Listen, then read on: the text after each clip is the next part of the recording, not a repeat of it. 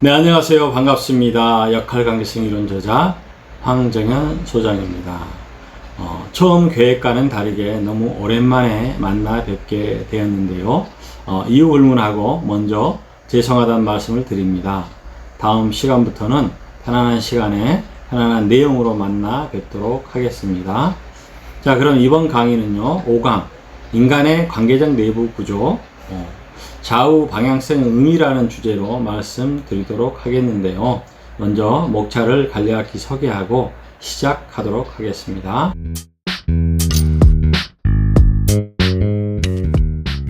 자, 그럼 이번 강의에 서론이 되는 인간이 존재되는 이유에 대해 살펴보도록 할까요? 먼저 본 이론에서는 인간이 지속적으로 존재되는 이유는 관계법칙 때문이라고 말합니다.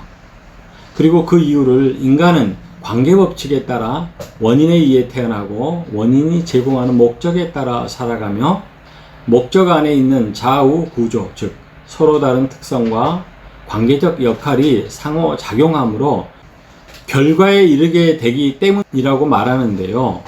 그러므로 이러한 상호작용에 의해 인간은 서로 다른 특성으로는 대립적 갈등을 하는 존재이며 동시에 관계성을 띤 역할로는 타협과 연합을 위한 일치를 추구하는 관계적 존재라고 말합니다. 따라서 인간은 관계성이 필요한 존재로서 인간이 관계성을 띤 정상적인 삶을 살아가기 위해서는 두 특성이 각각의 역할에 의해 분명한 공동의 목적의식을 가져야 하는데요. 이러한 이유로 인간은 관계적으로 와서 관계적으로 살다 관계적으로 죽음을 맞이한다고 말합니다. 자, 그렇다면 사람들이 오래전부터 역사적으로 탐구하고 있는 존재론과 인식론 등의 철학적 의미와의 그 차이가 궁금해지는데요. 역사적으로 이러한 철학적 의미를 보면 인간은 오래전부터 존재에 대한 의구심을 가지고 살아왔다고 할 수 있는데요. 그 결과 인간들은 오랜 시간 나는 누구이며 나는 어디로부터 와서 어디로 가는가 라는 존재론적 질문을 던지며 살아가고 있습니다. 그런데 사실 이러한 질문들은요, 본 이론에서 말하는 관계법칙에 던지는 질문과 매우 흡사합니다. 자, 그러면 어떤 부분이 흡사한지 살펴보도록 할까요?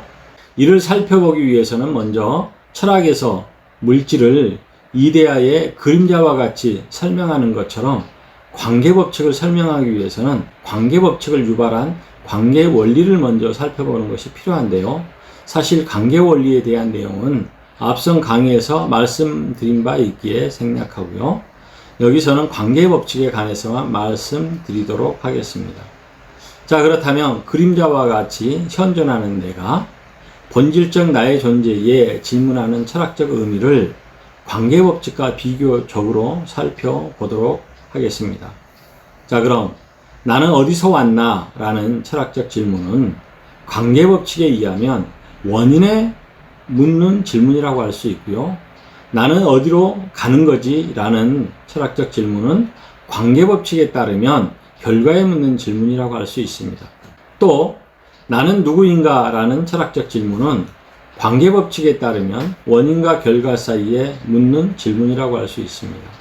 이렇게 비교되는 이유는 관계법칙이란 인과성의 원인과 결과가 있으며 그 사이에는 하나의 목적이 있고요. 이 목적 안에는 서로 다른 특성과 관계적 역할이 상호작용하는 현재의 삶이 담겨져 있어 철학적 질문과 흡사하다고 할 수 있습니다. 그래서 관계법칙에서는 인간은 목적을 가진 원인에 의해서 태어나고 특성과 역할을 가진 목적에 의해 살아가며 죽음을 맞이할 때는 결과에 따라 목적지가 달라진다고 말합니다. 그러므로 관계법칙은 전후 좌우 방향성을 가진 법칙이라고 말하는데요. 이번 강의는 좌우 방향성의 의미를 중심으로 해서 인간의 관계적 내부 구조를 탐색해 보도록 하겠습니다.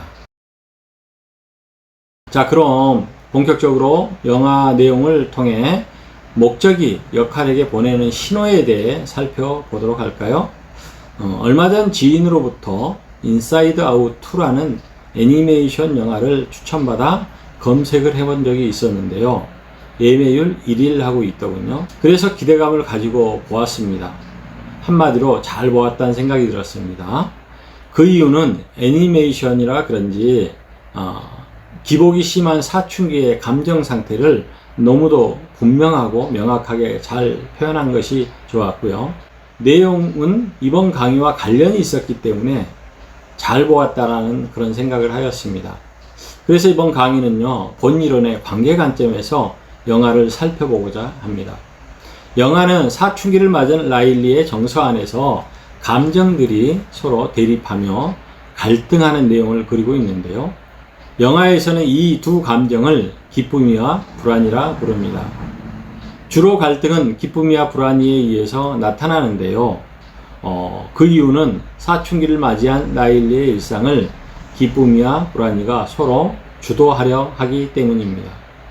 그런데 사실 이 영화를 이해하기 위해서는 먼저 기쁨이와 불안이의 실체를 아는 것이 필요합니다. 그렇다면 기쁨이와 불안이의 실체는 무엇일까요? 영화에서는 기쁨이와 불안이를 감정이라고 말하는데요. 그러나 관계적 관점에서 보면 사실 기쁨이와 불안이는 감정이 정서에 드러난 상태라고 할 수 있습니다. 그리고 우리는 이를 기분이라고 말합니다. 그렇다면 본 이론에서는 기분을 무엇이라고 말할까요? 본 이론에 의하면 기분은 감정 라인 쪽에 있는 신체 영역의 역할이라고 말합니다. 그렇다면 신체 영역의 역할인 기분은 어떤 일을 할까요? 이를 알기 위해서는 먼저 역할의 의미에 대해서 아는 것이 필요한데요. 역할은 바로 목적으로부터 순수 목적을 부여받았을 때 역할적으로 관계의 일을 하는 것을 말합니다. 따라서 본 이론에 의하면 사춘기에 드러난 라일리의 감정은 기분이며 기분의 역할로서 순수 목적을 가지고 라일리의 마음 영역의 목적인 정서의 상태를 알려주는 신호라고 할 수 있습니다. 그런데 영화에서의 문제는 편두체, 즉 감정의 뇌가 급격히 커지는 사춘기를 맞이한 라일리에게 역할이 배제된 상태로 감정들이 과하게 나타났다는 것입니다. 따라서 기쁨이와 불안의 주도권 다툼은 라일리의 정서 안에서 자신들이 역할로서 라일리를 위한 신호라는 사실을 인지하지 못해 특성으로만 나타난 현상이라고 할 수 있습니다. 자, 그럼 영화 얘기를 좀 더 이어가면서 관계적 자아 정체성 찾기에 대해 살펴보도록 하겠습니다. 영화는 라일리의 감정 컨트롤 본부에서 사춘기 비상벨이 울리면서 본격적으로 전개됩니다. 그리고 사춘기 벨 소리를 기점으로 기쁨이의 주도권은 불안이의 주도권으로 바뀌게 되는데요. 여기서 기쁨이와 불안이의 주도권에 대한 차이점을 잠시 살펴보고 가는 것이 필요할 것 같습니다. 기쁨의 경우는요, 라일리의 정서를 기쁘게 하려는 특성적 기준으로 좋은 감정은 기억의 저장고에 두고 좋지 못한 감정은 쓰레기 처리장에 버리는 방식으로 라일리의 정서를 주도하고요. 불안이의 경우는 감정 컨트롤 본부를 장악한 후 사춘기를 맞아 감정의 뇌가 급격히 커져 불안한 라일리의 정서를 특성적으로만 달래려는 방식으로 라일리의 불안한 정서를 주도합니다. 영화는 이러한 해결 방식에 의해 불안이의 주도권은 그리 오래가지 못하고 위기가 찾아오게 되는데요. 기쁨이는 이 기회를 놓치지 않고 감정 컨트롤 본부로 돌아오게 되며 갈등은 더욱 심해지게 됩니다.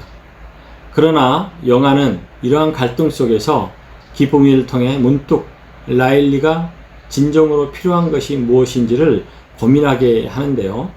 이 고민을 통해 결국 라일리에게 필요한 것은 라일리가 기쁨이와 불안이의 기분에 휘둘리지 않고 자기 주도적 삶을 살아야 하는 것임을 깨달으며 영화는 막을 내립니다.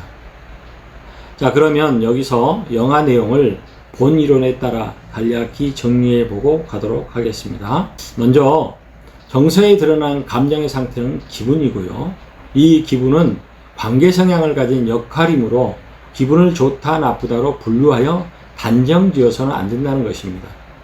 그 이유는 기분은 단지 라일리의 정서 상태를 알려주는 신호이기 때문에 그런데요. 사실 이 신호를 인지하는 것이 라일리가 사춘기에 획득해야 할 자기주도적 삶, 즉 자아 정체성을 획득하는 것이기 때문입니다. 자, 그럼 이번에는 기분이 의지와 관계하는 경로에 대한 탐색을 해볼까 하는데요. 앞서 말씀드린 바와 같이 기분은 정서 상태가 드러나는 신호이며 이 신호는 역할관계적 의미를 가지고 있기에 이러한 신호를 인지하는 것이 라일리 스스로 관계방식을 주도하는 것이며 이는 사춘기 관계발달 단계 과정에서 획득해야 할 과업이라고 말씀드렸는데요. 그렇다면 이러한 근거는 무엇일까요? 그래서 이번에는 우리 안에 있는 관계적 내부 구조를 통해 그 경로를 살펴보고자 하는데요. 기분을 중심으로 그림을 통해 그 경로를 살펴보도록 하겠습니다. 자, 그럼 우측 라인에는 감정 에너지가 있고요. 좌측 라인에는 논리 에너지가 있는데요. 이 좌우 에너지는 또 신체 영역과 정신 영역 그리고 마음 영역으로 나누어져 있으며 이 영역에 있는 특성들과 연결이 되어 있습니다. 이 특성은 그림으로 보시는 바와 같이 가운데 점선을 기준으로 서로 다른 성질로 나누어져 있는데요. 이는 마치 인간의 뇌가 좌뇌와 우뇌로 갈라져 있는 것과 같습니다. 그리고 점선의 경우는요, 좌뇌와 우뇌를 관계적으로 이어주는 뇌량과 같은 역할을 하는 관계적 통로와 같습니다. 따라서 이를 정리해 보면요, 서로 다른 특성은 점선을 기준으로 상호 대칭되어 있으며 특성이 관계를 하기 위해서는 역할과 만나야 합니다. 자, 그렇다면 대칭적 구조의 관계 경로를 살펴보도록 할까요? 먼저 본이론에서는 인간의 태도나 행동은 최종적으로 신체 영역의 역할인 기분이나 의지에 의해서 나타나게 된다고 말하는데요. 따라서 여기서는 기분을 중심으로 그 경로를 살펴보도록 하겠습니다. 자, 그럼 경로를 살펴보기 위해 어떤 사람이 어떤 상황을 통해 어떤 기분이 들었다고 가정을 해 보도록 하겠습니다. 이때 마음 영역의 역할인 느낌은 어떤 상황을 받아들이게 되는데요. 이렇게 느낌에 의해 받아들여진 어떤 상황은 정신 영역의 역할인 인식을 통해 어떤 상황을 알아차리게 됩니다. 그리고 이렇게 알아차려진 상황에 따라 신체 영역의 역할인 기분은 발생이 됩니다. 자, 이 경로 과정은요, 감정 라인에 있는 신체 영역, 정신 영역, 마음 영역에서 일어나는 1차 과정이라고 하고요. 다음은 2차 경로 과정이 있는데요. 2차 경로 과정은요, 감정 라인에서 일어난 연계적 과정들을 통해 얻어진 정보들을 논리 라인에 있는 각각의 영역들의 역할들과 다시 관계적으로 경유해야 하는 과정을 말합니다. 이 과정은 다음과 같습니다. 논리 라인에 있는 마음 영역의 역할인 생각은 받아들여진 느낌을 논리적으로 따져보고요. 정신 영역의 역할인 지각은 알아차려진 인식을 합리적으로 검증합니다. 그리고 이 과정을 거친 결과를 통해 의지는 기분과 타협을 하며 태도로 보일 건지 행동으로 나타낼 건지를 결단하게 됩니다. 자, 그렇다면 여기서 궁금한 점이 생기는데요. 그렇다면 만약 기분이 논리 라인의 과정을 거치지 않고 바로 태도나 행동으로 가게 되면 어떤 결과가 생길까요? 바로 태도로 갈 경우 우울증과 같은 기분 증상이 나타나는 원인이 될 수 있고요. 행동으로 갈 경우에는 조증과 같은 기분 증상을 나타내는 원인이 될 수도 있습니다.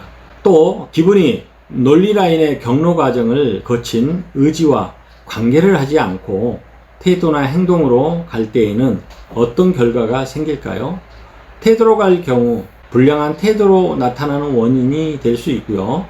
행동으로 갈 경우 묻지마 범죄와 같은 우발적 증상을 유발하는 그런 원인이 되기도 합니다.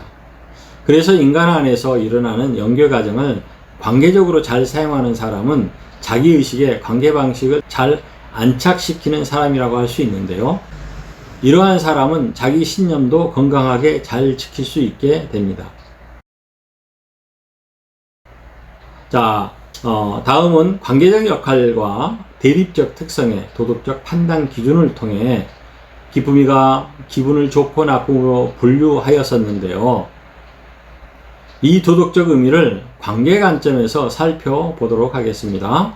앞에서도 말씀드렸지만 본 이론에 의하면 드러난 감정은 정서 상태이며 이는 기분이라고 말씀드렸습니다.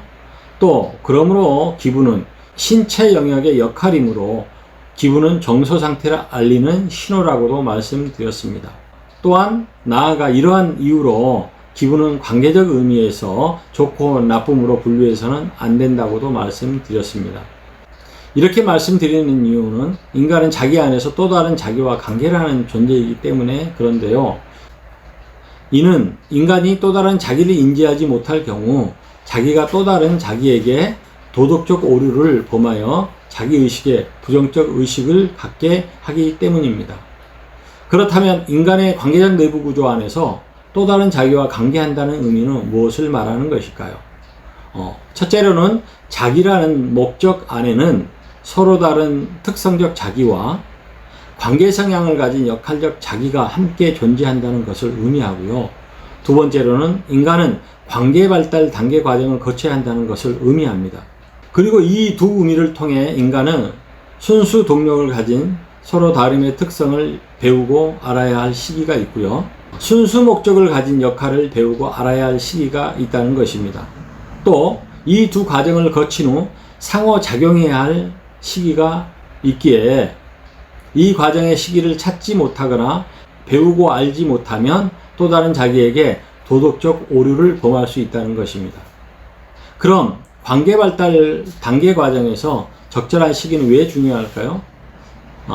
인간은 특성적 단순 논리를 균형 잡힌 도덕성으로 배워야 하는 시기가 있고 역할관계적 응용 논리를 조화로운 도덕성으로 배워야 하는 시기가 다르기 때문에 적절한 시기가 필요하다는 것입니다. 따라서 예를 들어 감정의 뇌가 확장되는 사춘기에는 이원론적인 단순 논리를 배우는 것보다 역할을 인지할 수 있는 응용 논리를 배우도록 하는 것이 중요합니다. 그러므로 사춘기에는 특별히 역할관계성을 배우는 것이 중요한 시기인데요. 관계적 의미에서 역할이란 순수 목적을 부여받은 맡은 바의 일정한 자격이라고 말합니다. 이는 자기 주도적 자아 정체성을 찾기 위한 가장 중요한 과정이라고 할 수 있습니다. 따라서 역할을 좋다 나쁘다로 판단하는 것은 옳지 않으며 이러한 판단은 사실 역할이 배제된 상태로 서로 다른 특성적 균형을 배워야 할 때 필요한 도덕적 기준입니다. 자, 그럼 여기서 참고적으로 특성적 도덕 기준을 배워야 하는 시기에 대해 잠시 말씀드리고 가도록 할까요? 사람마다 차이는 조금씩 있지만 도덕적 판단의 기준은 미운 4살 이전인 2세서부터 3세 사이에 배우는 것이 적절한 시기라 할 수 있습니다. 왜냐하면 이 시기에는 미운 4살 전, 즉 첫 경험에 대한 호기심이 많은 때인데요. 호기심이 많은 만큼 실패의 경험도 많아 옳고 그름의 단순 논리를 겸손하게 배울 수 있는 시기이기 때문에 그렇습니다. 그런데 문제는 대부분의 양육자들은 이원론적인 단순 논리의 도덕적 기준을 성장 후에도 자녀에게 사용하는 경우가 많다는 것입니다. 만약 성장 후에 단순 논리의 도덕적 기준을 사용하는 경우 자녀는 공격적이거나 숨기고자 하는 수치심과 죄책감을 갖게 되기 쉽습니다. 그러므로 이러한 양육자들의 관계 성향을 보면 대부분 관계적이기보다는 일방적이거나 강압적인 양육 태도나 행동을 보입니다. 그런데 더 큰 문제는요, 강압을 당하는 자녀도 전생에 걸쳐 부모와 같은 도덕적 가치관에 혼란을 겪게 되며 지나치게 반항적이거나 지나치게 소극적인 관계성을 보이게 된다는 사실입니다. 그러므로 사춘기에는 더욱 이원론적인 도덕 기준으로 관계 방식을 강요하기보다 자신도 모르는 감정들이 일어나는 사춘기 시기를 감안하여 자신의 감정을 스스로 논리화할 수 있도록 도와주는 것이 필요합니다. 네. 자, 다음은 대칭적 영역과 뒤엉켜 혼재된 영역의 차이를 그림을 보면서 살펴보도록 할까요? 가운데 점선이 보이신가요? 이 점선을 중심으로 특성 에너지는 좌우로 나눠지는데요. 우측에 있는 에너지를 감정 에너지라고 하고요. 좌측에 있는 에너지는 논리의 에너지라고 합니다. 이 좌우의 에너지는 각각의 영역에 있는 서로 다른 특성에 안착되어 있는데요. 서로 다른 특성이 목적을 공동으로 품기 위해서는 순수 목적을 가진 역할과 만나야 합니다. 이렇게 특성이 역할을 만나야 하는 이유는 양심 영역을 제외한 신체 영역, 정신 영역, 마음 영역에서는 상호 분리되어 대칭을 이루고 있기 때문인데요.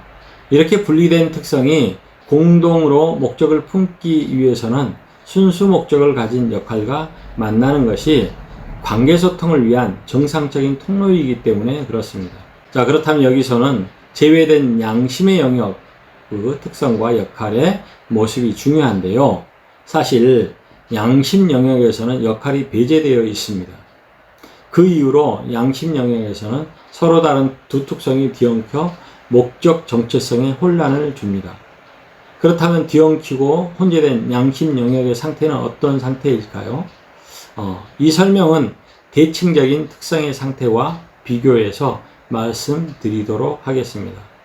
자, 그럼 대칭적인 특성의 상태는 검은색 물감과 흰색 물감을 각각 다른 통에 분리적으로 넣어 놓은 상태라고 한다면, 뒤엉켜 혼재된 특성의 상태란 하나의 통에 검은색 물감과 흰색 물감을 함께 넣고 흔들어 놓은 상태라고 할 수 있습니다. 그렇다면 대칭적인 특성의 상태는 검은색과 흰색으로 나눠진 상태라고 할 수 있는데요. 이는 관계적 역할을 만나기 전 특성적으로 분리된 상태라고 할 수 있습니다.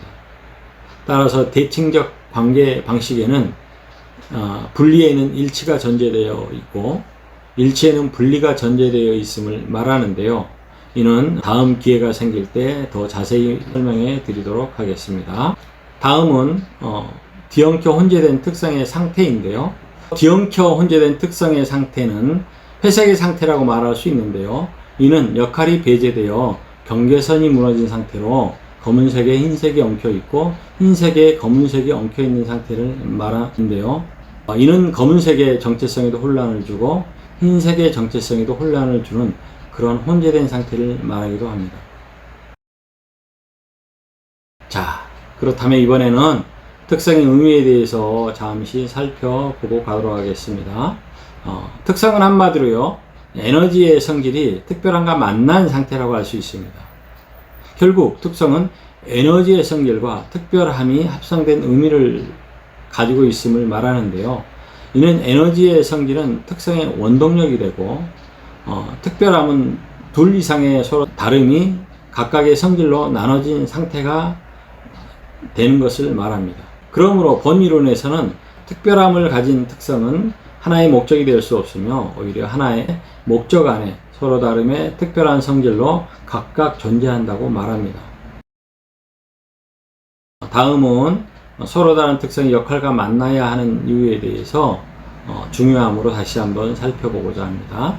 앞서 특성은 하나의 목적 안에 둘로 존재하기에 서로 다름에 의해 목적을 스스로 하나로 의식할 수 없다고 말씀드렸는데요.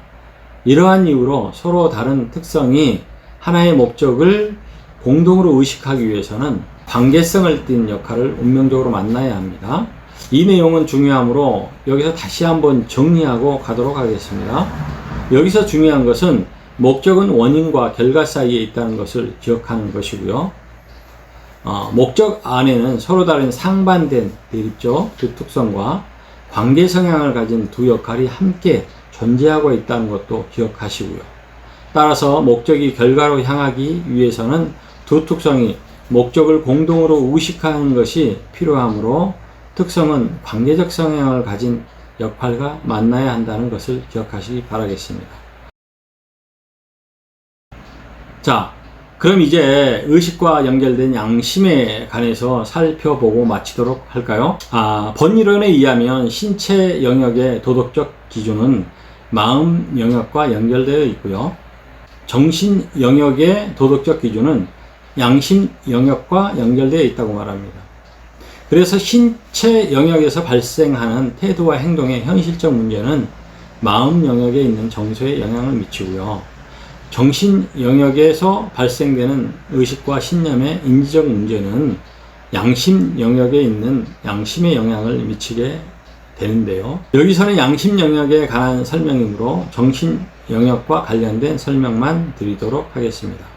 본이론에 의하면 정신 영역에 있는 의식은 자기의식과 무의식으로 나뉘는데요.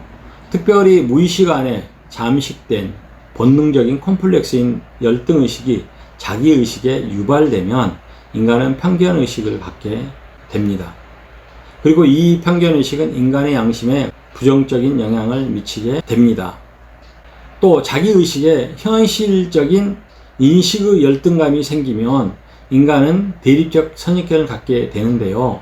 이 선입견 역시 인간의 양심에 부정적인 영향을 미치게 됩니다. 따라서 양심 영역에는 관계적 역할이 없으므로 정신 영역의 자기의식의 상태에 따라 양심의 유무는 결정이 되는데요. 이 결정은 도덕적 신념에 영향을 미칩니다. 자, 그럼 대칭적 영역과 혼재된 영역을 비교해서 정리해 보도록 할까요? 대칭적 영역에서는 관계적 역할의 유무가 도덕성의 결과에 영향을 미친다면 혼재되는 양심 영역에서는 양심의 유무가 도덕성의 결과에 영향을 미치게 됩니다. 자, 그렇다면 이제 양심의 유무가 우리 모두에게 미치는 가치와 문제에 대해서 말씀드리고 마치도록 하겠습니다. 요즘 정치 상황을 보면 상상을 초월하는 관계적 혼란을 겪고 있는 것을 볼 수 있는데요. 사실 요즘 이러한 정치 혼란은 역할의 유무에 따른 문제라기보다 자기의식으로부터 오는 양심의 유무의 문제로 나타나는 현상으로 보여집니다. 그래서 무양심에서 오는 논리 방식에 대한 문제들을 잠시 살펴볼까 하는데요.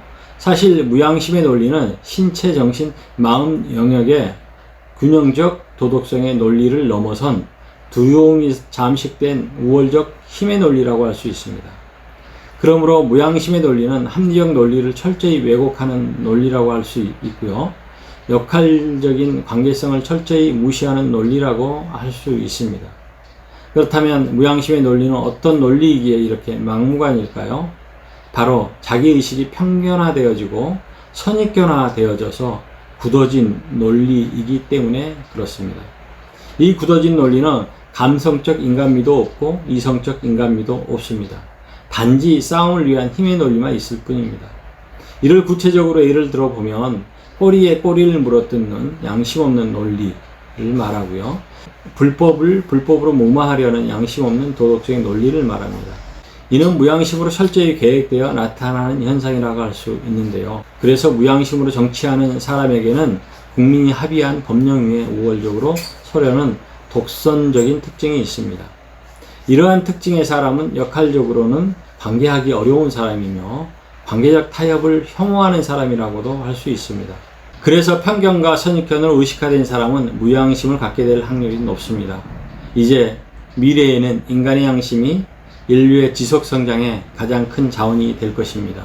그래서 인간의 양심에는 인류의 희망과 인류의 절망이 함께 공존하고 있다는 사실을 아는 것이 중요합니다. 따라서 우리가 양심 없이 순간의 이익을 위해 단순히 선택하는 것들이 국가 공동체나 인류 공동체에 얼마나 크고 많은 피해를 주는지 알아야 합니다. 그리고 이와 동시에 양심은 온 인류가 공동으로 가져야 할 최고의 가치라는 사실도 알아야 합니다. 다가올 미래에는 인간의 관계 문제가 더욱 복잡해지고 예민해져 갈 것입니다. 그러므로 이제 시대의 흐름에 따른 관계인식을 새롭게 정비해야 하는 것이야말로 우리 모두가 가져야 할 공동의 과제라는 사실을 꼭 기억하시기 바라겠습니다. 네, 이번 강의는 여기까지입니다. 수고 많으셨고요. 다음 시간에 좀 더 쉽고 편한 내용으로 만나 뵙도록 하겠습니다. 네, 감사합니다.